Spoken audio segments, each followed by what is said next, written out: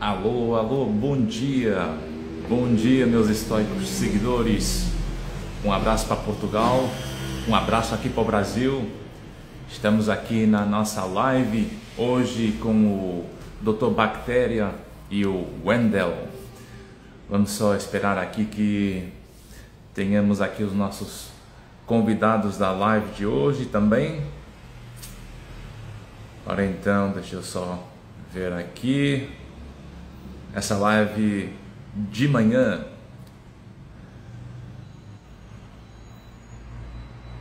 Bom dia, Wendel.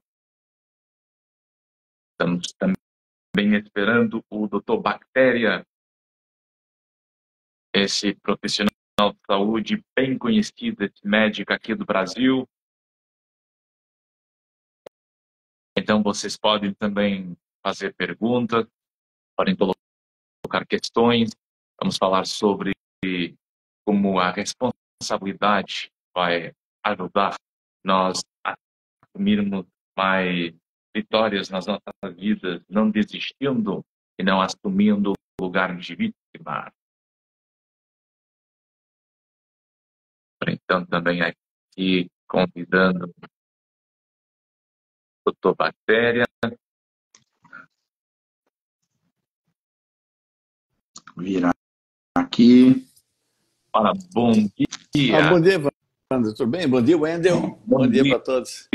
Bom dia, doutor. Bom dia. Eu estava procurando Doutores. vocês aqui, cara. Vocês se sumiram. É verdade. Eu também estava aqui procurando.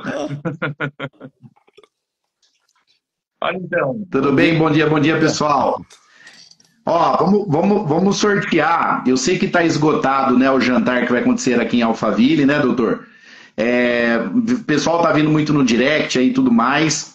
Vamos ver se o doutor... A casa é lá do doutor Bactéria, a Casa Monói, uma casa que a gente cuida com muito carinho aí para todos os colaboradores. Mas se ele dá uma apertadinha aí, a gente consegue liberar para mais 5 convidados. Isso é um compromisso com o pessoal da live. Você não tem me falado. Mas para quem mais marcar pessoas com arroba... Quem marcar mais pessoas com arroba aqui. Você não tem me falado isso aí.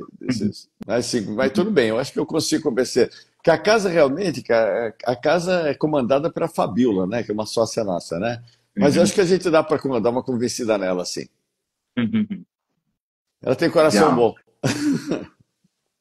Isso é que importa nos dias de hoje, né? Nós, nos dias de hoje, temos que ter esses bons corações, porque o mundo está muito egoísta e nós estamos pensando pouco na forma de nos ouvirmos uns aos outros e estamos escutando pouco aquilo que o outro nos diz. Então, essa partilha é uma forma de nós conseguirmos acrescentar valor uns aos outros, em vez de estarmos só preocupados com aquilo que é o interesse de cada um. Então, isso é que é o verdadeiro sentido, maturidade e responsabilidade, não é? Sem dúvida, esse assunto, se a gente que mexe com está ligado direto com ciência, né? Muito direto isso daqui. Essa frase é interessante, né? A pessoa tem bom coração. Para a gente, a pessoa não é cardíaca. Verdade. Mas aí a gente leva para o outro lado também, né? Leva para o lado filosófico, já que você vai falar disso. Mas é um termo que eu não sei realmente de onde veio esse termo, né? A pessoa tem bom coração, né? Não, o bom coração, muitas vezes as pessoas pensam que ter bom coração é ter coração mole, não é?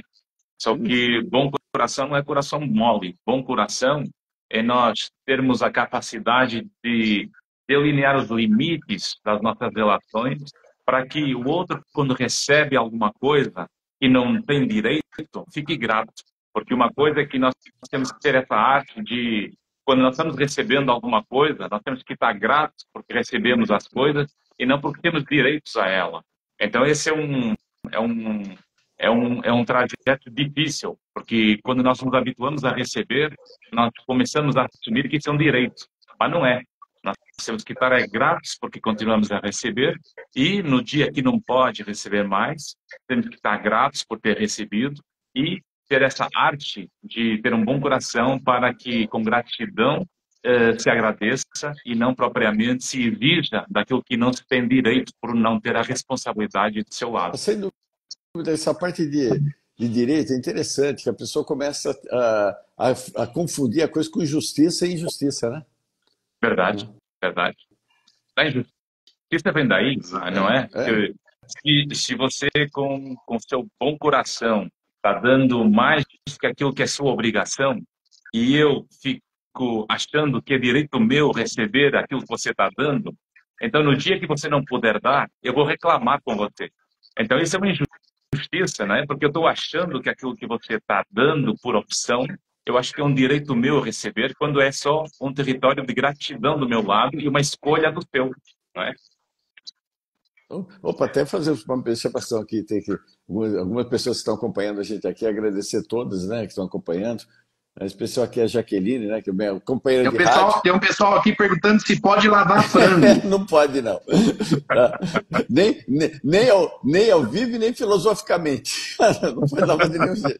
Isso. Tá? Tem a Jaqueline, Jaqueline é uma nossa enóloga de chás, né, maravilhosa. Tem também a Josi, né? A Josi, nutricionista aqui, minha sócia aqui, minha companheira, que nós lançamos um e-book, né? Um e-book fantástico, assim, ela tem um conhecimento enorme, né? nessa parte aqui. Josi, Uhum. Jaque. E todo mundo está Legal. acompanhando a gente. Tem bastante gente aqui, Helena, pessoal. Priscila, Ó, educação. vamos lançar um desafio para vocês, ó. Faça essa live chegar em mais pessoas aí, marcando com arroba aqui embaixo, tá? Quando vocês marcam um arroba aqui, vai aparecer os amigos de vocês, vocês vão enviando na live e vamos fazer essa mensagem chegar em mais Isso. pessoas, né, doutor? Por conta que nós vamos aprender aqui. Eu vou ficar quase mais como ouvinte e aluno aqui na cadeira dessa grande escola, porque tem 2 mestres aqui para nos ensinar. E, de fato, é uma honra estar no meio de vocês aqui, com tanta sabedoria que vocês têm. O doutor Ivandro de Portugal, o doutor Bactéria aqui também, que eu tenho a honra de compartilhar com ele diversos projetos, sociedades. E pedir para as pessoas terem a consciência, a sabedoria de transbordar na vida de outras pessoas, porque hoje a gente sabe que os sistemas das redes sociais cada vez mais está bem desafiador, que as boas mensagens chegam. A gente vê muitas besteira aparecer nas timelines da rede social, onde as pessoas compartilham, fazem isso, que é legal a diversão. Mas o que vocês têm para falar para o público, tanto em Portugal, quanto o público aqui do Brasil? Agradecer Portugal por estar ao vivo aqui também. Já tive aí em algumas localidades. Tenho muito carinho por Monserrat, lá na divisa com Vila Neves de Fresno, na Espanha, ali no Rio Tejo. Gosto muito daquela região aí. E compartilhar isso, aprender um pouco com o estoicismo. O que o estoicismo, olha que interessante, gente, compartilha com a sua família, pode fazer com as pessoas que ainda levam o celular, por exemplo, no banheiro, né, doutor? Com bactéria. Depois reclama porque ficou doente. Só reclama e reclama. O que fazer com esse povo, né? Com esses amigos aí. Verdade, né? Só que o Heitor não vai ficar quietinho não ouvindo, viu? Porque isso é malandragem, cara. Essa história que ele elogia os outros para ficar quieto. Conheço essa coisa. Não vai, não. Ele vai, porque ele tem muito conhecimento. O Heitor é um poço de sabedoria, uma enciclopédia aí de coisa. Qualquer coisa que você fala dele, o absorve profundamente. Então vai participar com a gente, sim. Claro. Um cara muito querido aí. Tem um orgulho de chamar de sócio, né? Por muita coisa. O doutor, Nossa, prazer. Bactéria, uma pergunta. Você viu aí o nosso design do microscópio com um templo estoico da Grécia Antiga na imagem, não é? Essa metáfora de nós combinarmos a importância do detalhe com o respeito pela história, não é? Nós temos que respeitar a história de cada um para ser autêntico e trazer essa autenticidade tão importante nos dias de hoje, para que nós não tenhamos que nos lembrar como é que devemos ser. Porque quando nós somos autênticos, nós fluímos muito mais naturalmente, não é? É que é a base do estoicismo, praticamente, né? Uhum. Bem básico disso, preservar a natureza, né, em si, né? Exatamente. Sentir o momento, ser capaz de ter essa arte, de sentir o aqui, o agora, o carpe diem, não é? Aproveitar a oportunidade que a vida nos dá. E isso é o que eu acho que mais falta, porque na rede as pessoas estão muito construindo imagens que não são aquilo que demonstram, estão construindo embalagens de conteúdos vazios, estão se perdendo naquilo que as define, e quando nós não sabemos quem somos, nós nos perdemos no meio dos outros, e aí nós ficamos um peão e um dependente do julgamento e da audiência dos outros. Eu eu sofro, entre aspas, né? Que eu não falo que eu sofro, não. Eu acho muito bacana esse negócio da história de hábitos errados, né? Que o hábito errado quando a pessoa tem, não é que ela faz por mal, ela é, ó, certo. dá Uhum. muito. Então, até eu fui numa entrevista do Serginho Grossman, né? No Altas Horas, né? Aí eu estava no meio da garotada e tal, e essa molecada faz pergunta, né? Então, a primeira pergunta que me fizeram, isso há muito tempo que eu era neurótico, né? Eu falei para ele, olha, eu falo para você não arrumar a cama na hora que você acorda, você arruma. Eu falo para você não lavar frango, você lava. Eu falo para você não lavar arroz, você lava, né? Eu falo para você não usar desinfetante na tua casa, tu usa. Eu falo para tu não usar água sanitária, água de Javel na sua casa, tu Uhum. usa. Então, quem é mais neurótico, cara? Que eu falo para você não fazer uma série de coisas. Tem outros que falam para mim, fazer tudo que você fala dá muito trabalho. Eu falei, não, fazer o que você faz que dá trabalho. O que eu mando você fazer não dá. Dá Foi, muito mais verdade. trabalho. Aí que eu cheguei, até eu dei uma palestra uma vez numa faculdade, lá em Tocantins, uma faculdade de psicologia. Psicologia, tem muitos Uhum. psicólogos lá, que a ideia era justamente por que se dá menos trabalho, por que as pessoas não fazem? A ideia que chegaram à conclusão, que eu já tinha, né, era Uhum. o seguinte, que dá muito mais trabalho você não aceita mudar um hábito que você tinha 20, 30 anos. Alguém chegar e falar que Sim, estava errado, mesmo que dê menos trabalho. Dá menos verdade. tempo de trabalho. Que a mudança do hábito é que choca a pessoa. Por isso que a pessoa fica muito brava quando eu falo. Tem uma mulher que me deu um tapa no supermercado aqui, Alphaville, E onde eu moro. depois o tempo que a pessoa não tem para desenvolver esse novo hábito, vai ser o tempo que vai ter que ter para cuidar da doença que o hábito criou. Olha, perfeita a sua colocação. Foi ótima. É ótima. Vai gastar muito mais dinheiro. Né? Que eu Claro, falo, por exemplo, não usar desinfetante na sua casa. Quer dizer, o pessoal vai economizar. Né? certo? Usar produtos naturais, produtos de base com a natureza, que a gente fala, né? Uhum. Poxa, a gente vai partir do princípio que, pô, se você vai partir um pouco mais antigamente, a nossa avó deixava na nossa casa um Uhum. brinco, né? E não tinha todos os produtos de limpeza que tem agora. Né? Claro. Por isso que foi uma proposta que nós fizemos aqui, teve um amigo nosso que ele aceitou, e nós estamos lançando uma linha de produtos, né? A linha de produtos chamada Doutor Bactéria, todos eles à base de bicarbonato, vinagre, que eram aqueles produtos que eram antigamente, com Eu me baixa lembro que toxicidade, que eu não ia são. muitas vezes eu sinto a casa por vezes, na limpeza mais profunda do gelador, usando vinagre, não é? Que é uma ferramenta de desinfetante. Exato. E as pessoas têm uma base errada, né? O pessoal vai comprar um desinfetante, cheira e fala que é bom, É, que é jasmim, que é lavanda. Primeiro, bactéria não tem nariz, né? Não tem nariz. Então, o cheiro de lavanda não vai matar nada. Não vai matar nada. E a pessoa falando, esse desinfetante é bom. Por que é bom? Olha os parâmetros que as pessoas têm. Desinfetante é bom porque ele tem o cheiro de lavanda bom. Né? Esse amaciante é bom? O amaciante, esse que eu estou usando, ele é bom porque tem cheiro de bebê. Primeiro que bebê não tem cheiro. pois. Né? E se tiver cocô, essas coisas assim, que não é muito agradável. Isso toca na importância da aparência, né? Porque muita gente julga o mundo pela aparência. Então, a aparência parece que faz a embalagem, mas não é bem assim, porque quer na vida real, com as bactérias, quer nas características individuais da personalidade, quando nós não somos congruentes com aquilo que somos por dentro, nós construímos um castelo de cartas, não é? Nós não temos estrutura para conseguir aguentar as pancadas que o processo de chegar longe vai ser necessário.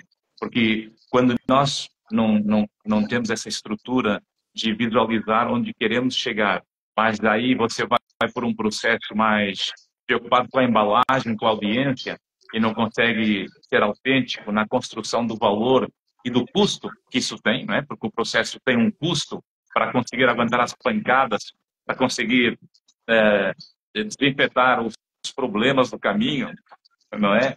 Então, nós temos que fazer essa limpeza de uma forma muito mais estruturada e robusta, que tem a ver com essa virtude de nós sermos autênticos, de nós sermos justos conosco e conseguirmos ser também corajosos para enfrentar o medo dos problemas, né? Por isso é que a virtude estoica da coragem é uma virtude fundamental para que nós não abdiquemos do confronto com o medo. Porque se você mata o medo da equação, você matou a coragem, né? Se você quer tirar o medo da equação, você tira a coragem do processo. Então, para ter coragem, nós temos que manter o medo na equação para manter o confronto com a mudança necessária, para suportar a dor do processo, do sofrimento do processo. Não, o que você falou está perfeito, cara. Nossa, é fantástico. Que é justamente isso, pessoal. Que eu dou palestra para ensinar palestrantes. Eu faço que nem o Wendel aqui.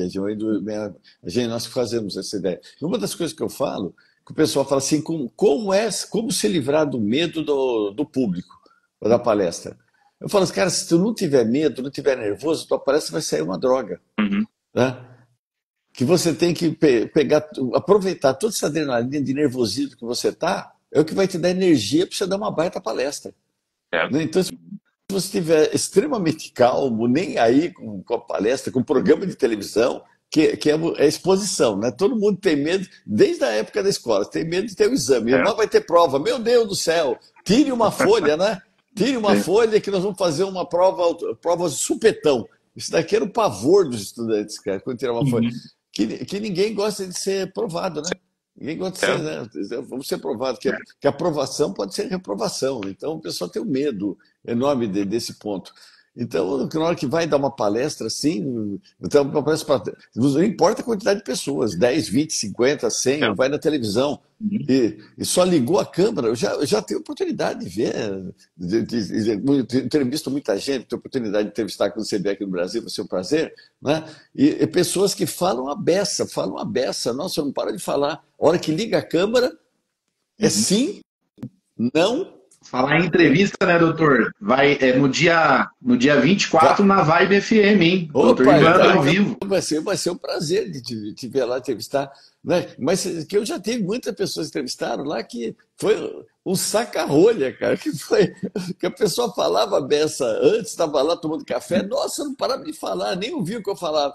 Né? Aí quando ligou o microfone, perguntava, ele, sim. Pois. Aquele silêncio. Não. Sim. Não. É o meu medo, Deus do céu. Claro. Mas aí é que está. Aí é que o medo entra como uma variável fundamental associada à responsabilidade. Eu não consigo me tornar uma pessoa responsável se eu não tiver sempre um pouco de medo. O medo é uma parte integrante do processo de desenvolver a responsabilidade. Quando nós não temos medo de uma prova, quando nós não temos medo de uma palestra, então significa que eu estou com uma atitude quase que irresponsável, quase que desleixada perante aquele público, aquela audiência que merece o melhor de mim, porque está dando tempo, está dando aquela disponibilidade para estar naquele momento ouvindo qualquer coisa que tem interesse para essa pessoa.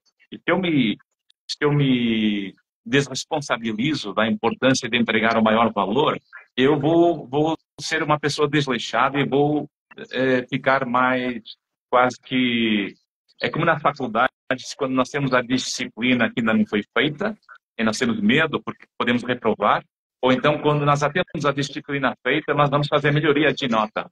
Quando faz melhoria de nota, quase que nunca acontece a melhoria de nota porque a disciplina já está feita, não é? Sim. Então eu já posso ir na praia, já posso ir tomar um chopp, já posso passear. Então eu acabo por ficar muito mais irresponsável porque não tenho essa noção do risco de perder alguma coisa por causa de não estar entregando a maior responsabilidade naquele momento.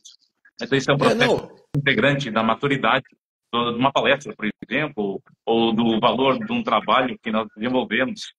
Eu acho que é só a pessoa encarar a coisa não como uma prova, mas como uma oportunidade. Né? Uma oportunidade que ela está tendo para demonstrar o que ela sabe. Aí que está a história, é o poder do sim e do não. Não é? Muita gente aceita dar palestras de assuntos que ela não domina. Aí entra o medo com irresponsabilidade. Outro dia me convidaram para dar uma palestra, eu falei, convido, até uma abertura de um curso. Aí falaram que o curso era sobre reprodução humana, eu tinha que falar sobre genética, sobre reprodução, espermatozoide. Isso não é da minha área. fora de bactéria. Falei, olha, eu agradeço muito o convite, aceito bastante, mas não é da minha área. Eu não vou. Ah, mas eu te mando alguns trabalhos para você estudar. Eu falei, eu não vou estudar, eu vou decorar. Vou decorar. Então, Pois, qualquer pergunta que se fale fora desses trabalhos, ou eu vou enrolar a pessoa e eu não sei enrolar, então vai ser.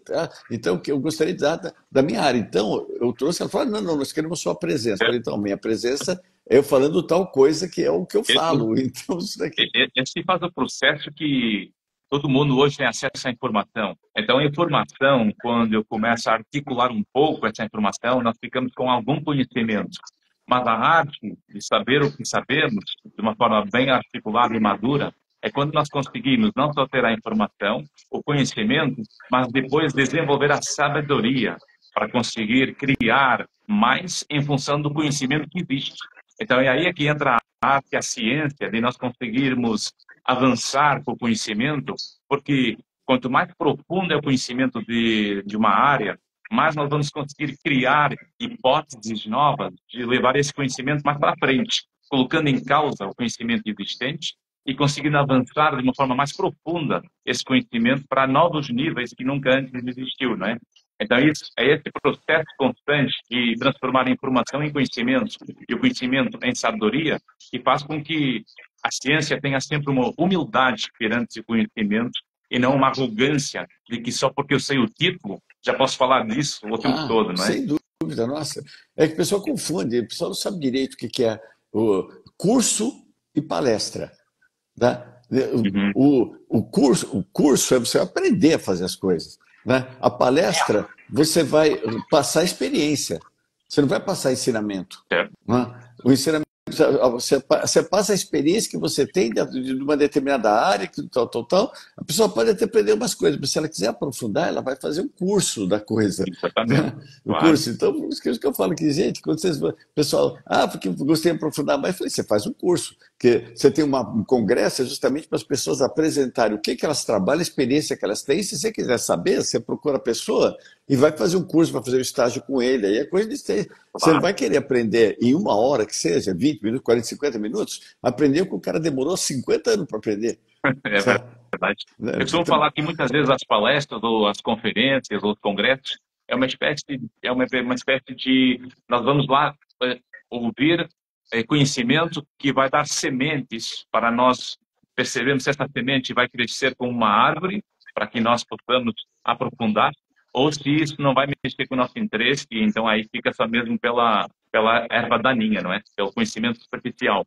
Mas aí é quase que uma estimulação para que nós possamos sentir que faz sentido esse investimento para que nós possamos ter mais acesso à arte de aprofundar o conhecimento para ter mais sabedoria, não é? Para só assim, com essa humildade, é que depois nós vamos servir os outros que procuram ajuda em fases de vulnerabilidade ou em fases de desenvolvimento pessoal ou em fase de autoconhecimento, porque ninguém nasce ensinado e todos precisamos uns dos outros. Então, essa capacidade de nós termos dois ouvidos e uma boca é para ouvir mais do que se fala, não é? não, você falou um negócio que eu achei fantástico, que é de processo. Processo. Certo. Que as pessoas hoje em dia, principalmente a garotada, a rapaziada, assim, também, com todas as idades, viu? O pessoal não quer mais saber de processo. Não quer mais saber de processo. É por isso que está tendo, pelo menos aqui no Brasil, está tendo uma avalanche. Aqui em Alphaville é 400 cursos desse daqui. É tipo, vire milionário, seja bilionário, seja trilionário. Agora não é, ninguém vai falar de milionário, seja bilionário. Né? Bilionário. Bilionário, já está indo para o outro lado Bilionário aqui, da coisa, né? fraco, é pouco. Bilionário é pouco já, você tem que ser já bilionário. Né? Então a pessoa já vai lá, por quê? Eu vou pagar até 4, 5 mil realmente e fica, quem está dando a palestra. Quem dá a palestra fica, bilionário fica. Né? Que bota 3, 4, 5 mil pessoas lá, para cada uma pagando 3, 4, 5 mil reais, ela acaba ficando. Mas a pessoa que vai com esse intuito, ela não vai atrás de um processo, não sabe que tem que ter um processo todo. Não é, é bíblico, né? Os processos, os 7 mergulhos, falava, né, que Verdade. vai melhorar da lepra que ele tinha na mão, não sei o quê. Você vai ter que mergulhar 7 vezes no Rio, no Jordão, para não sei o que. Ele falou, não, eu quero ser tratado na hora. Né? Não, Pois. por que mergulhar 7? Porque você tem que ter um processo. Então, tudo na vida tem um processo. Tudo que ela vai aprender, tudo que ela vai. É o que eu falo na palestra. Você vai cair? Claro que vai cair. Mas o mundo não está interessado em você cair, não. O importante é você levantar com classe. Certo, Né? Não é cair. certo. É. Mas tudo que vale a pena tem um custo. Tem um custo de tempo, tem um sacrifício emocional, tem custo de relações interpessoais e tem um custo intelectual. Porque as nossas capacidades, ao serem estimuladas, elas vão sempre tocar na nossa insuficiência, na nossa fragilidade. Porque eu só vou falhar, eu só vou errar quando eu estou no meu limite. Porque naquilo que eu já sei, eu nunca falho. Não é? Todo mundo, naquilo que sabe fazer, está fazendo certo. A falha é onde nós estamos expandindo o nosso conhecimento. É no limite do nosso conhecimento que eu vou começar a falhar. Então, eu tenho que suportar a dor da falha no processo de expansão do conhecimento. E aí é que é preciso ter essa atitude estoica, e nós temos a coragem de lidar com esse medo da falha, conseguirmos ser justos na relação com o conhecimento, para não termos medo desse conhecimento, porque nós não somos menos que os outros, também não somos mais que os outros. Depois, conseguirmos, nesse processo, desenvolver a sabedoria para que nós gastemos energia naquilo que vale a pena e não em coisas desnecessárias e inúteis, porque muita gente está gastando e investindo para provar coisas para gente que não conhece e para impressionar quem não interessa, né? Sim. Então, se eu passo uma vida baseada na audiência, eu estou me perdendo no meu valor, sempre. Não, você tá, as colocações estão perfeitas. O pessoal fala que não tem tempo, eu falo para pessoas, dá uma olhada, abre o seu celular e vê lá a internet, vê quanto tempo você ficou ontem, anteontem, Verdade. né? Vê quanto tempo você ficou. O cara dá uma olhada falando, não é possível que eu fiquei tudo isso na internet.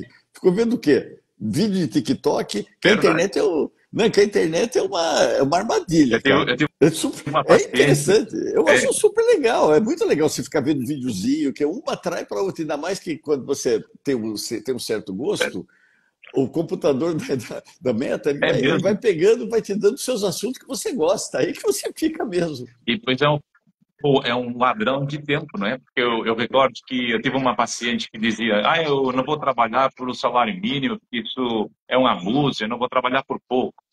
Então, vamos falar aí um pouco da sua rotina da semana. Então, vamos ver no celular, no Instagram, dá para saber quanto tempo nós gastamos diariamente nas redes sociais. Então, ela falou que nós vamos ver o celular, então gasta 40 horas por semana no Instagram, 40 horas. Então eu falo, então você não quer um trabalho para ganhar o salário mínimo com 40 horas nesse trabalho, mas você trabalha 40 horas de graça para o Instagram. Isso, verdade. É por isso que que a molecada Perfeito. da minha, quando eu era garoto, o que você quer ser quando você crescer? Quero ser bombeiro, quero ser policial, quero ser professora. Hoje em dia eu quero ser influencer, né? Quero ser coaching, né? Quero ser essas coisas. Ninguém mais quer ser bombeiro. Acho que ninguém mais vai apagar fogo daqui a uns tempos aí. Ninguém mais vai dar aula, então vai dar aula só de influência, isso tudo, que o pessoal acaba tendo um prazer e acaba virando. Só que tudo que vira profissão vira prazer. Né? O pessoal adora jogar futebol, mas jogador de futebol reclama quando joga. Né? Por quê? Porque vira profissão. Tem disciplina, né? Claro, tem disciplina. Essa capacidade de ser disciplinado e assumir responsabilidades para não ter a falha perante aquilo que a pessoa falou que queria. Então, isso é que faz o desenvolvimento da maturidade individual. Então, é isso que nós vamos tentar sempre fazer nas nossas áreas da ciência, que eu não sou solução nem guru para ninguém. As pessoas têm que entender que elas recorrem ao mundo de pessoas que possam ter investido no conhecimento para que possam entregar valor para que eu, interessado nessa área, me possa inteirar desse conhecimento para que eu me responsabilize pelo meu próprio desenvolvimento pessoal. Então, é isso que faz o profissional mais valioso, é aquele que tem a arte de se tornando desnecessário à medida que a pessoa vai se tornando mais responsável, como faz um bom filho ou uma boa filha com os pais. Os bons pais são sempre os pais que se tornam desnecessários no desenvolvimento. Porque quanto mais desnecessário eu for como pai, mais meu filho é autônomo e independente na vida dele. Então, ele aí vem ter comigo pelo gosto de estar comigo e não pela necessidade de estar comigo. São coisas muito diferentes, né? Então, para isso, precisamos dar responsabilidade sempre no desenvolvimento para que a pessoa assuma as suas fragilidades, as suas vulnerabilidades e invista no seu autoconhecimento para que, procurando quem vale a pena e interagindo com as pessoas que acrescentam valor, nós possamos realmente criar essa maturidade de ir aprendendo cada vez mais com a humildade de assumir que o conhecimento é um poço sem fundo.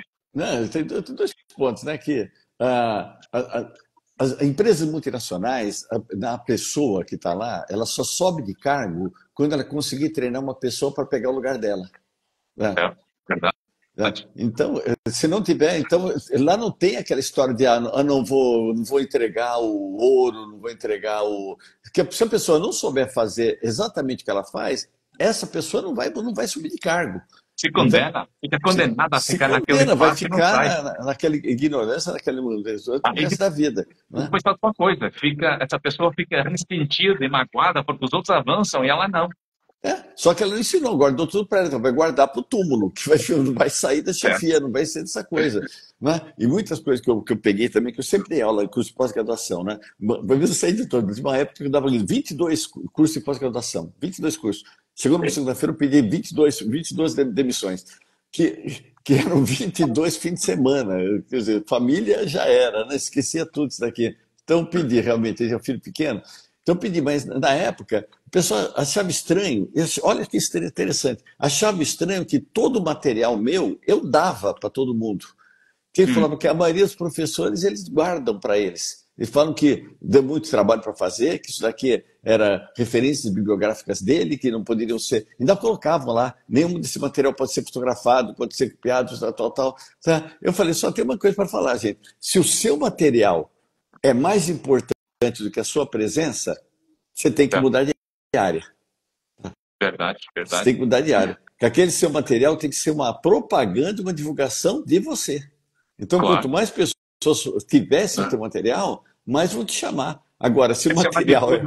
Doutor, essa é uma atitude muito estoica, porque vem da mitologia grega. Estou me lembrando aqui do deus grego Prometeus. O deus grego Prometeus roubou o fogo a Zeus para que depois entregue o fogo ao povo. Né? Então, essa arte de nós tirarmos do conhecimento de Deus, não é, para entregar ao povo, depois Deus castigou Prometeus por isso, mas aí é que permitiu que o mundo e a população e o povo evoluísse, né? Porque o conhecimento é para ser partilhado, é para passar o testemunho para a geração seguinte. Então, isso coincide com o avanço também da própria democracia e dos avanços das civilizações, e foi só em 2500 anos antes de Cristo, que foi na altura que o alfabeto fenício deu origem ao alfabeto grego, e começou a haver a escrita do alfabeto grego completo. E aí foi quando começaram a aparecer os registros em livro, passando o conhecimento para a geração seguinte. Então, é desde aí, dessa altura, que nós encontramos os livros do Aristóteles, do Sócrates, do Epicteto, todos esses filósofos que nós estudamos hoje em dia, que, lendo o que eles falavam há 2000 anos atrás, ainda hoje continua muito na nossa crença do dia a dia. Então, o conhecimento só faz sentido quando nós conseguimos partilhar, quando nós conseguimos dar esse contributo para acrescentar valor aos outros. Então, essa atitude é muito estoica, muito madura, de gente sábia, não é? Não, eu acho que é fundamental. Então, que você não faz. Quando eu faço material para uma palestra, para uma aula, eu estou pensando nas pessoas que vão ouvir. Então, o que eu falo, esse material não é meu. Tá? Já que eu fiz para as pessoas, o material pertence às pessoas que eu vou dar uma palestra, que eu vou dar uma aula. Então, eu não estou dando minha palestra, eu tô levando aos verdadeiros donos, que são eles. Tá? Exatamente. E Eles é agora, que vão ser a forma de propagar esse conhecimento para continuar expandindo esse conhecimento, né? então, eu imagino, olhando para esse lado que você falou, um desses professores aí que não passam nada deles. Se amanhã der uma dor de barriga neles, e eles não podem mais dar palestra nunca mais, né? O que, Putz, verdade. o que ele adicionou na vida das pessoas? Não levou nada, não vai ter lembrança. Tá? As pessoas elas têm que ver que é, elas são obrigado, por ela mesmo, a deixar uma lembrança da vida dela. As Certo. pessoas têm que lembrar dela, não lembrar da pessoa, mas lembrar do conhecimento que ela levou. Tá? Isso que é importante. O que você adicionou na vida das pessoas? Nossa, o Wendel, sabe que a gente anda, às vezes vai em supermercado, vai em lugar, o pessoal procura me ver assim. Uhum. Nossa, eu me lembro de uma palestra que você deu há 10 anos atrás, né, Wendel? Eu me lembro de uma que você deu há 5 anos. Me lembro da história do bolo de aniversário. Sabe bem, né? Também Pessoal, sabe bem quando marcamos alguém dessa forma, não é? eu acho isso super importante, você marcar positivamente as pessoas. Né? Tinha um repórter aqui, um repórter que era fantástico, eu gostava muito dele, chamado Goulart de Andrade, que é Uhum. aqui de São Paulo, do Brasil todo. Gente, estou falando de coisa de 20 anos atrás, ele fez muito sucesso na época, né? E eu trabalhava num prédio, quando eu comecei em 2001 na televisão, eu fui nesse prédio, e ele tinha um escritório lá. E ele falava para mim, me deu um monte de dica, né? Uma das dicas que ele fez é o seguinte: se você tiver uma oportunidade de mídia, seja rádio, televisão, escrita, se tiver uma oportunidade, e não causar uma polêmica, você perdeu tempo. Você perdeu tempo. Então, as pessoas têm que lembrar de você por uma polêmica. Então, vocês abrem os recados que eu falo: não lava frango, não usa pregador de roupa para seguir biscoito, não usa celular no banheiro, não arruma a cama. Então, isso no dia seguinte o pessoal está brigando. Eu me lembro uma vez que eu fiz uma matéria no Fantástico sobre computadores, contaminação de computador, que pegava o teclado do computador, eu pegava uma cartolina branca, eu virava e dava umas batidas. Ui. Aí falava assim: vamos montar um museu. Tinha restinho de unha, tinha laço de aleluia, pedacinho de barata, tinha um monte de coisa. No dia seguinte, o que me telefonou de amigo meu falou: cara, você não tem noção, cara, tá todo mundo chegando aqui, o pessoal tá espancando os computadores. Caiu uma sanduíche no meu teclado. Todo mundo batendo no teclado, que eu falava: façam isso. Então, a gente chegava a dar 40 pontos de audiência, né? Porque então todo mundo fazia. Então, esse daqui era um comentário que tinha. Por isso que, graças a Deus, o Dr. Bactéria fez um sucesso bom na época, né? Porque as pessoas, elas viam, então se mexia com hábitos errados, mexia com coisas que pessoas poderiam fazer na hora. Sabe? Amanhã eu posso fazer. Não vejo a hora de chegar para pegar meu computador e ver o que está lá. Claro. Olha o que tem aqui. Essa atitude de partilha, de permitir que os outros questionem, que perguntem. Por exemplo, eu dou aulas no 5º ano de medicina no ICMAS, em Portugal, Sim. e no mestrado em medicina legal. Então, uma coisa que eu falo sempre na primeira aula: o aluno que põe em causa o que eu falo é o aluno que está pensando a informação que eu estou falando. Então, esses são os alunos que eu mais aprecio, que me questionam, que fazem perguntas que eu não sei responder. Porque são essas perguntas que me desenvolvem a mim, para que eu possa, na semana seguinte, poder estudar coisas sobre isso, para ter um bom debate, uma boa conversa com esses alunos. Porque eu fico ofendido quando alguém faz uma pergunta que eu não sei responder, eu estou assumindo que eu tenho obrigação de ter todo o conhecimento comigo. E o conhecimento, como falavam os egípcios, é muito mais aquilo que eu não sei que não sei, do que aquilo que eu sei que não sei. É incrível essa frase, né? Não, essa frase é maravilhosa. O que eu falo, muito pessoal, mais isso que eu não sei que não sei. Eu já ouvi falar que conhecimento é igual uma ilha, né? Quanto mais você tem conhecimento, mais severo o desconhecimento, maior é o desconhecimento. Outro dia eu fui na televisão, um cara me apresentou e falou assim: aqui vem o doutor Bactéria, que sabe tudo de bactéria. Eu falei: só uma observação. Se você vai ver, isso aqui é comprovado que, em relação ao mundo, tá, de todas as bactérias que existem, que já foram descobertas, já foram estudadas, corresponde a somente 9% do que existe. Poxa, Ah, quer maravilha. dizer, É tão bom, é quer tão dizer, bom trazer essa humildade de conhecimento para a nossa vida. né? Ainda tem 91% de bactérias que nem foram descobertas. Então, como é que você vai? Acho que nem que eu vivesse 10 vidas, eu conseguiria saber 1 milionésimo do que eu deveria saber relacionado com isso. Né? Porque Verdade. é muita coisa. Temos aqui o Ricardo Santana falando que isso é o efeito Dunning-Kruger. Verdade, esse é o efeito Dunning-Kruger. São dois cientistas que fizeram uma investigação e que as pessoas conseguem tirar conclusões sabendo tudo de forma superficial. Então, pela superfície do conhecimento, só porque leram uma parte, tiram conclusões do todo só por causa dessa parte. Então, esse efeito é um efeito terrível que está crescendo cada vez mais hoje em dia por causa da internet e das redes sociais, porque todo mundo faz isso, né? Pega numa parte e depois só porque tem uma boa capacidade de oratória, então faz aí uma palestra de coisa nenhuma, não é? Olha, já sei como é que eu vou chamar muita gente que eu conheço, viu? De Dunning-Kruger. É verdade. Já, Tranquilo. já, Aqui a gente tem os pseudônimos aí, alguns infoprodutores, vamos dizer assim, né? Que a gente fala que são os experts de voo raso, né? Não tem horas de voo, não tem profundidade. Até o Walter Long, esses dias, num debate, que era do Grupo Abril, né, doutor? Estava conversando sobre esse tema e falando sobre a questão de ser generalista, que existe pessoas generalistas, profissionais que têm um modo generalista, mas existe algo que eu comecei a estudar muito, inclusive também por questões aí de estar atendendo esse público. Hoje a gente atende o público influencer, o público expert, os infoprodutores. É um público muito, muito carente dessa verdade. É o nexialismo. Então, o nexialismo é algo que agora, esse momento dessa revolução de inteligência artificial, ele vai reinar por conta que o nexialismo é o quê? É o generalismo com profundidade. Então, a pessoa que determina aí 4, 5 temas, mas ele tem uma profundidade no tema. E essa vai ser a discussão, inclusive, doutor. Falei, né? Nós vamos estar lá, o doutor Bactéria é nosso conselheiro, eu sou conselheiro da Confraria dos Palestrantes, já faço convite para todos os ouvintes aqui. E que nós temos 3 pautas lá. Então, a pauta de quem está chegando, os novos palestrantes que estão contaminados pela questão e o medo, né, desse novo mundo, e a IA na vida do comunicador, do mensageiro, do palestrante e do professor. Muito com medo. A IA vai tomar o lugar, IA isso, aquilo. Então, assim, nós não sabemos. Se a gente não discutir, sentar entre nós, palestrantes, comunicadores, professores, sentar numa mesa e realmente expor todas essas verdades e filtrar isso de tal forma que a gente consiga falar, não, aqui então é o caminho.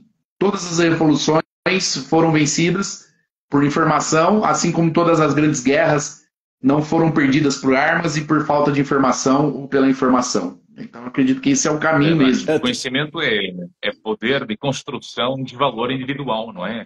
É É a o- forma como nós sabemos preparar o conhecimento ou não que vai fazer com que nós fiquemos mais frágeis ou mais estoicos, né? Rejeitando o lugar de vítima, não é?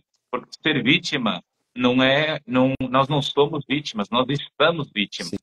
Mas quando eu fico vítima pro resto da vida, eu não estou conseguindo construir uma narrativa da minha forma de olhar para a vida, articulando o pensamento de uma forma mais estoica, para que eu consiga gerir melhor as emoções e o comportamento depois seja alinhado com esse equilíbrio entre o que nós sentimos e o que nós pensamos. Quanto mais discrepante quanto mais diferente for aquilo que eu penso daquilo que eu sinto, mais meu comportamento não acontece. Então eu fico frustrado.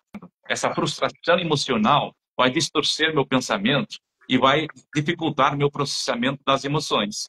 Então eu aí, dependendo da qualidade das pessoas que estão à minha volta, eu vou ter mais dificuldade em lidar com transições, com conflitos, com lutos, com momentos de sensibilidade interpessoal. Então, é essa arte de nós conseguirmos levar a ciência que já está validada para essas intervenções, com base da filosofia estoica, que vai conseguindo construir o valor das pessoas para conseguirem ser autênticas e responsáveis, rejeitando o ser vítima e entendendo que nós estamos vítimas, mas eu não sou vítima. porque o estado de vítima é temporário. Eu não vou ficar a vida inteira no lugar de vítima. Nossa, perfeito. Só respondendo uma Então, pergunta aqui que o vovô Sônia fez, qual é a pior bactéria que existe? Né? Vou falar até em geral, qual é o pior germe que existe? É fácil responder, é que você pegar. Ok. isso é pior. A que você tiver é a pior para você naquele momento. Né? Então não existe. Mas a butolínica Não, porque você botou. é Mas tristeza, hein? se eu tiver com uma gripe, né, mim, naquele momento, a influenza é pior que o botulismo, que eu não peguei o botulismo. Né? Então, eu quero que você pegar no momento que é a pior de todas. Mas falando do que vocês falaram sobre inteligência artificial, eu acho que realmente a inteligência artificial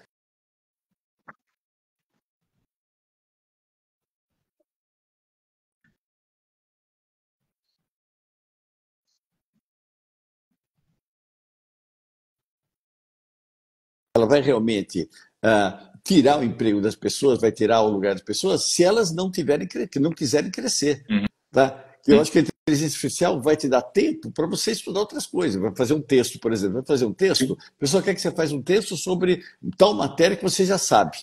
Então você não vai, você só vai perder um tempo, entre aspas, de escrever um texto. Uma coisa, você poderia deixar a inteligência artificial fazer um texto daquilo que você já sabe e pegar esse tempo para aprender outras coisas que você não sabe.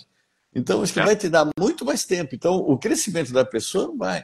E durante muito tempo, nossa, eu já sou um pouquinho mais antigo. Eu me lembro quando saiu, não quando saiu o rádio, mas na época de rádio, não que o rádio, quando saiu a televisão vai matar o rádio. E não matou. Né? Ah, não, a internet agora vai matar a televisão. Também não matou. Tá? Então, tudo tem esse crescimento. Agora, a Kodak vai morrer, porque ela não quis evoluir com relação a não tá, com papel, não, vai ter que ter a fotografia com papel, não sei o que, tal, tal, tal. Se tu não evoluir, tu vai morrer. Vai Isso morrer. faz Então, lembrar uma conclusão que tá lembrando com essa afirmação, que é, por regra, tudo que nós pensamos que vai ser o futuro, por regra, vai ser sempre mais simples do que aquilo que nós pensávamos que ia ser. sem Ou dúvida. seja, a vida não vai ser tão pesada, não vai ser tão o fim do mundo como nós pensamos que vai ser. Porque a realidade, quando chega, é sempre mais leve do que aquilo que nós pensávamos que ia ser. Por regra, é quase sempre assim, em quase tudo na vida. Nós vamos sempre superar e vamos sempre continuar existindo e superando as nossas fragilidades e vulnerabilidades. Isso, o seu conhecimento, conforme vai evoluindo, você vai encarando as coisas como normal. Eu me lembro a primeira vez que eu vi um desenho dos Flintstones, né? Dos Jetsons, né? Que tinha aquele monte de coisinha, tinha um robozinho, tinha pessoal ligando televisão. Você olhava e falava, nossa, isso é um absurdo, nunca vai ter esse negócio. E hoje em dia tem muitas das coisas que a gente foi absorvendo no dia a dia e não acha nenhum absurdo. Então, aí se for olhar um desses desenhos dos Jetsons, fala, nossa, isso é isso, não é aquilo, é aquilo, aquilo. E quem sabe isso? Tenho certeza daqui a 10, 20, 30, 40, 50, agora tem muito mais rápido, né? Muitas coisas que nós fazemos atualmente, né? Se você vai ver um sonho que eu tinha, me lembro, não faz tantos anos, é que o Guia Quatro Rodas é um guia que nós temos aqui no Brasil, que você, para chegar num lugar, você precisava abrir para pegar o endereço, para descobrir, era um livro dessa grossura aqui, que você levava no carro e você tinha que abrir, que você tinha na página, falava, continua na página 288, e não dava para abrir na hora que você estava dirigindo. Então, você fazia uma confusão para chegar na coisa. Eu falava, pô, por que não inventa uma coisa que poderia ser digitar e você chegaria num lugar? Mas isso daqui é do outro mundo, nunca vai existir. Hoje em dia tem, o Waze tem. Né? Então, coisa que a gente, para a gente, era uma coisa de outro mundo, a própria evolução vai ficando e nós vamos absorvendo isso e aprendendo a não viver sem isso. E isso vai de encontro ao que nós falávamos no início, que é aquela questão de que o conhecimento é uma permanente expansão, e então o mundo é muito mais abundância do que escassez. Nós temos que ter uma visão da abundância, que há sempre formas de nós mudarmos, de nós expandirmos, de nós aprendermos. Temos que ter temos que pôr os nossos órgãos sensoriais têm que estar abertos à oportunidade que está à nossa volta o tempo inteiro, não é? Nós temos que nos abrir ao mundo para ter acesso a esse mundo, porque senão nós estamos fechados. voltados para dentro, só com medo de perder o que temos, mas o que nós não temos, nós nunca perdemos, porque eu não perco o que eu não tenho, não é? Então, nenhum de nós perde o que não tem. É Então, por porque as que que eu tenho pessoas. tanto medo de ir ao É encontro do que eu verdade. não tenho? Não, pior que as pessoas querem afirmar e fazer com que as pessoas creiam que elas entendem, né? Certo, certo. É E que isso. isso basta você entender um pouquinho só que você já vai saber. Por isso que tem tanta gente que você começa a conversar com ela, em 2, 3 palavrinhas, eu não sei o que acontece com você, mas eu desligo. Eu desligo totalmente. Quando a pessoa começa a falar coisa que eu já vi que é furo, eu desligo, parece que eu estou no outro mundo. O que a pessoa fala, principalmente em palestra, assim. A Certo. pessoa fala umas 2, 3. Já fui a alguns congressozinhos desses daqui. Dessa semana mesmo fui num. As pessoas começavam a falar coisas. Nas 2, 3 primeiras palavras que ela falou, eu falei, meu Deus do céu. É encrenca. É encrenca. Que falta humildade, né? Que você falou, essa palavra É de lição que verdade. você falou. Hoje em dia, infelizmente, o que é obrigatório está virando virtude. É As pessoas verdade. têm Eu virtude, mas adoro, não é virtude. eu adoro ter a consciência do que não sei, né? Porque aí eu fico escutando para aprender mais, né? Então, acho que é uma característica do conhecimento. Quanto mais nós temos acesso ao conhecimento e mais temos essa vontade de aprender, mais humilde ficamos. Por isso é que nós vemos quanto mais gente com conhecimento e informação, mais duvida das certezas do mundo, e quanto menos gente com formação e com conhecimento, mais tem certeza de tudo no mundo, né? Essa relação que nós vemos. Então é importante nós passarmos essa mensagem que uma, pra, eu não quero ser o melhor na minha rua o tempo todo. Eu não quero ter essa certeza absoluta que o conhecimento está do meu lado. Essa insegurança, e não é insegurança, pelo contrário, eu acho que é a segurança de eu ter a consciência que eu não sei, que faz com que eu mantenha essa curiosidade permanente em ir atrás de mais conhecimento, de pessoas que podem acrescentar para eu aprender com elas, para que nós nos possamos ser mais ricos uns com os outros e tendo mais humildade para que a partilha do conhecimento seja uma vitória de amadurecimento de um povo e de uma população. Não, Começa na nossa família, não é? sem dúvida. Começa na nossa família e no nosso Quando eu mundo. estava no Fantástico, tem um cara que mandou uma mensagem lá, um e-mail, era e-mail na época, né, lá para o Fantástico, dizendo que ele que deveria estar lá, porque ele sabia muito mais do que eu de bactéria. Aí eles deram para responder. Eu respondi, nossa, que maravilhoso, me fala onde você está dando o curso que eu faço questão de aprender. Certo. Você sabia mais que eu queria aprender com ele, ótimo. Então não precisa. Mas porque essa comparação, né? Porque essas coisas que nós fazemos o tempo todo, nós estamos comparando quase que pessoas quando o contributo de todos vai acrescentar valor aos outros.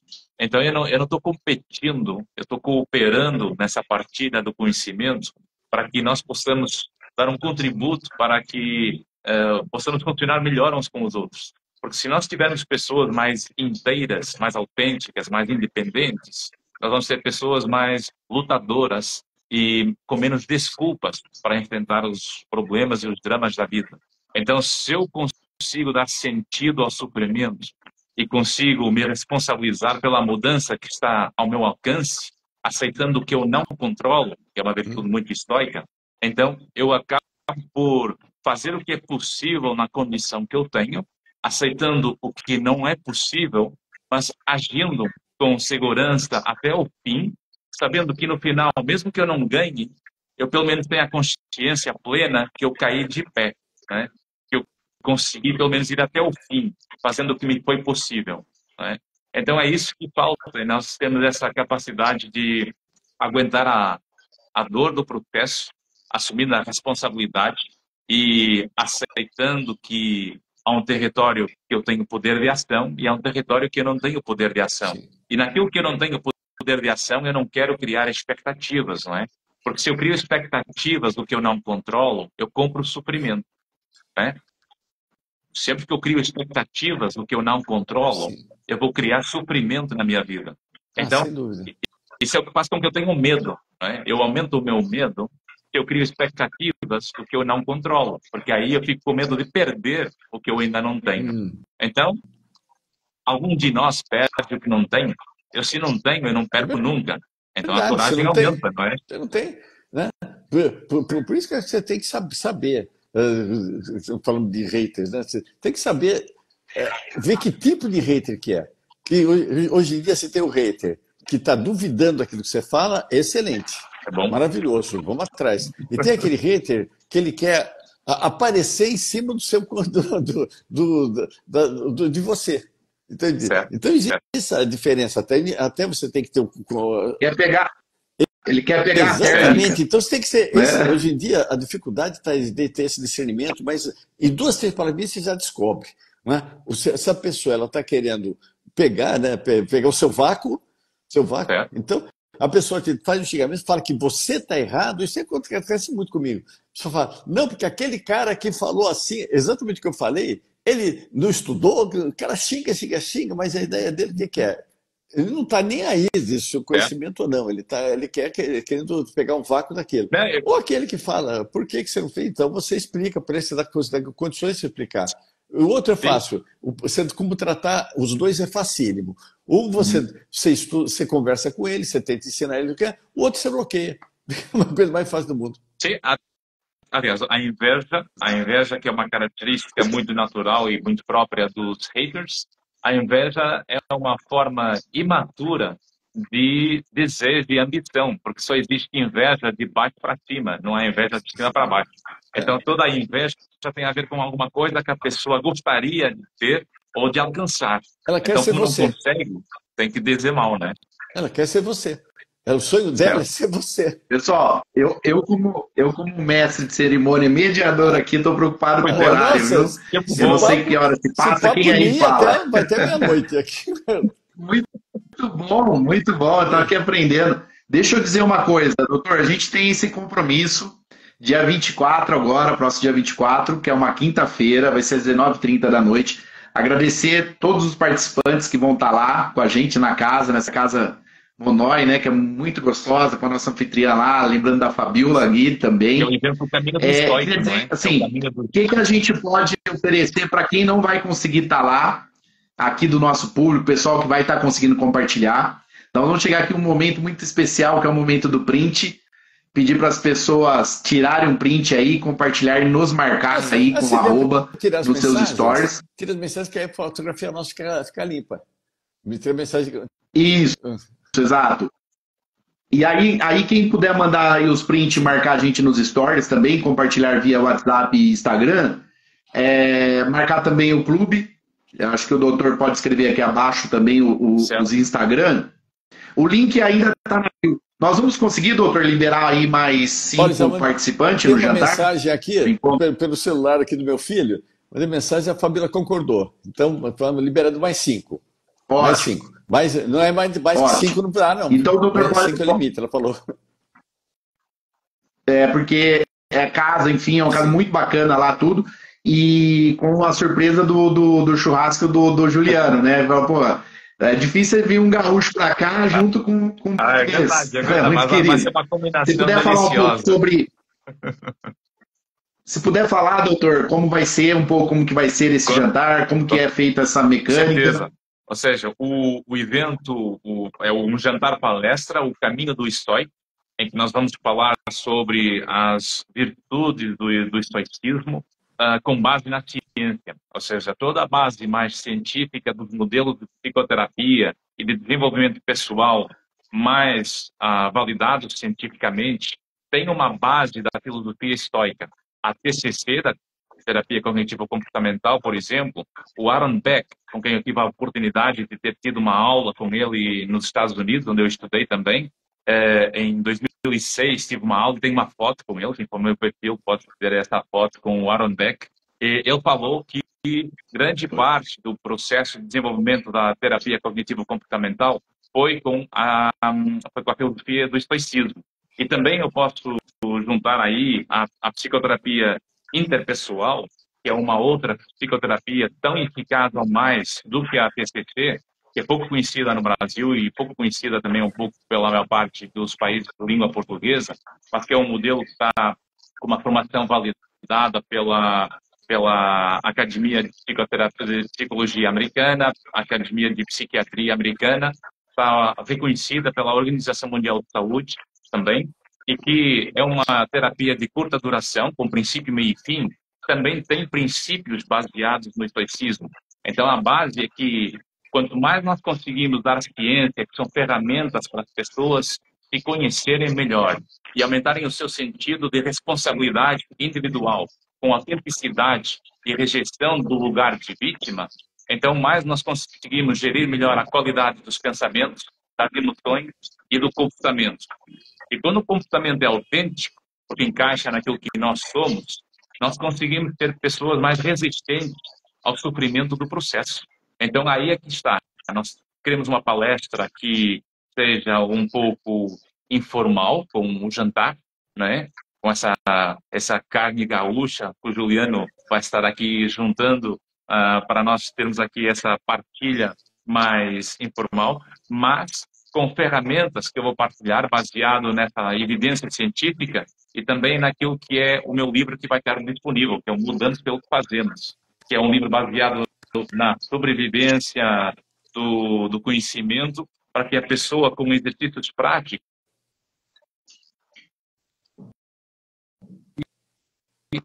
alô?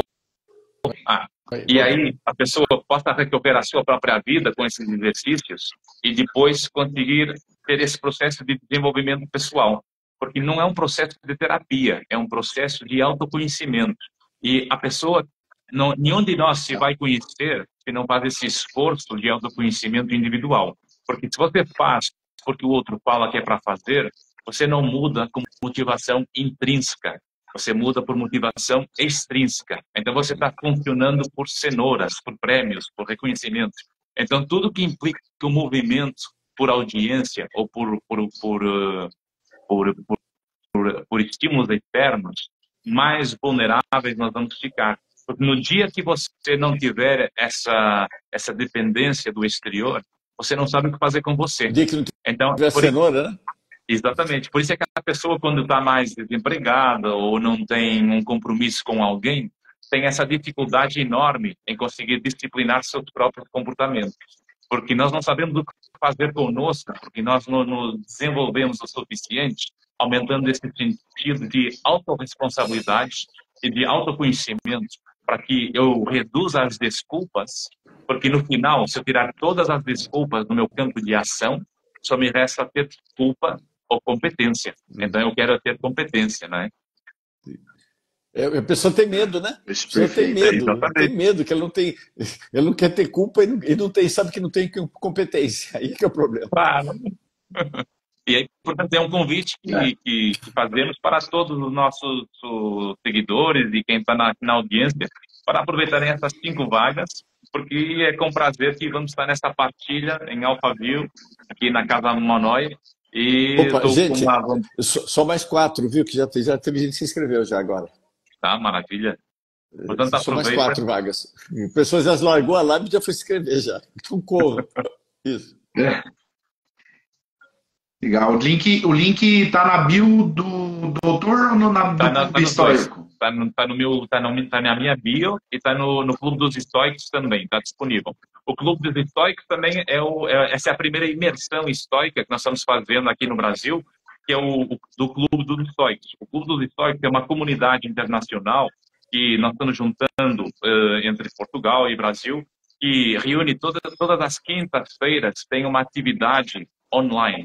E depois, à medida que todo mundo se vai conhecendo online, também vamos criando novas relações autênticas para que cada um possa ser igual a si próprio. E depois fazemos imersões estoicas que vai rodando um pouco pelo mundo. Então, nós queremos fazer aqui no Brasil, queremos fazer em várias partes do Brasil, queremos fazer em Portugal.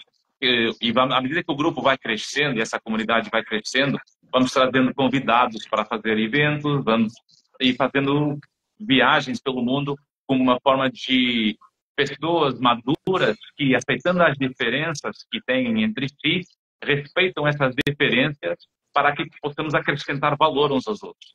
Sempre nesse conceito da autenticidade e estoicismo. Já estou com as malas prontas já.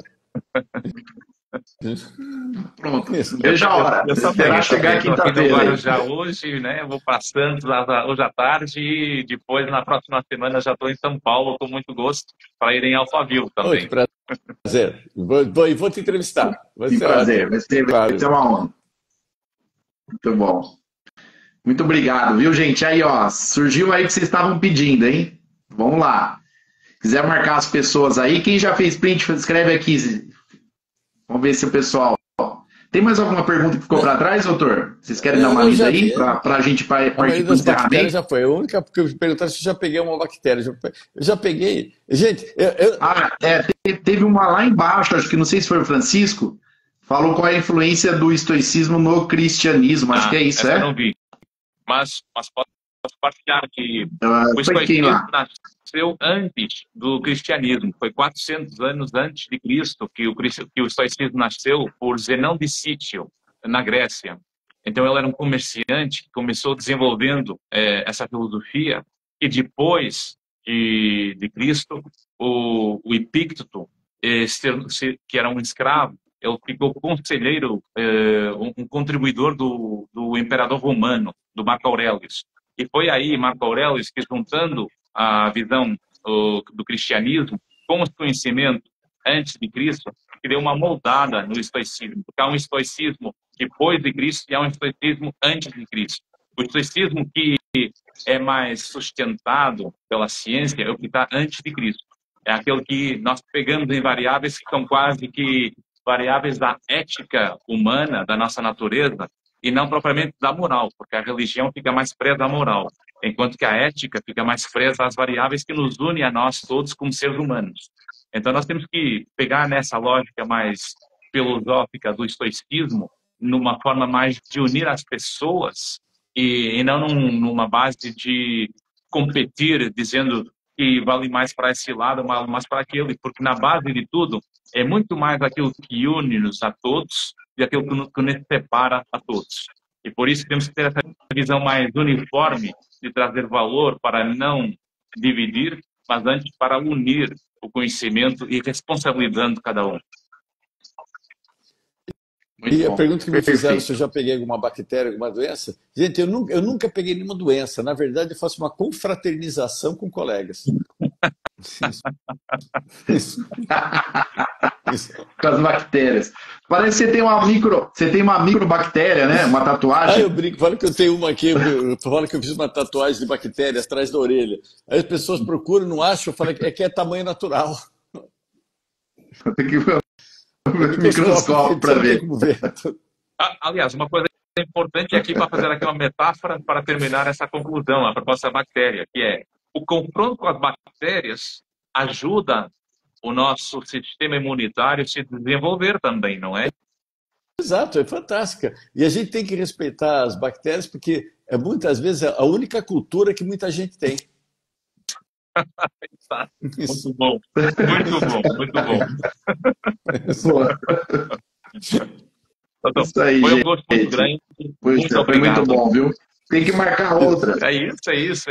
Então, e nos vemos para quem estiver presente conosco no próximo dia 24, quinta-feira, às 7h30, em Alphaville.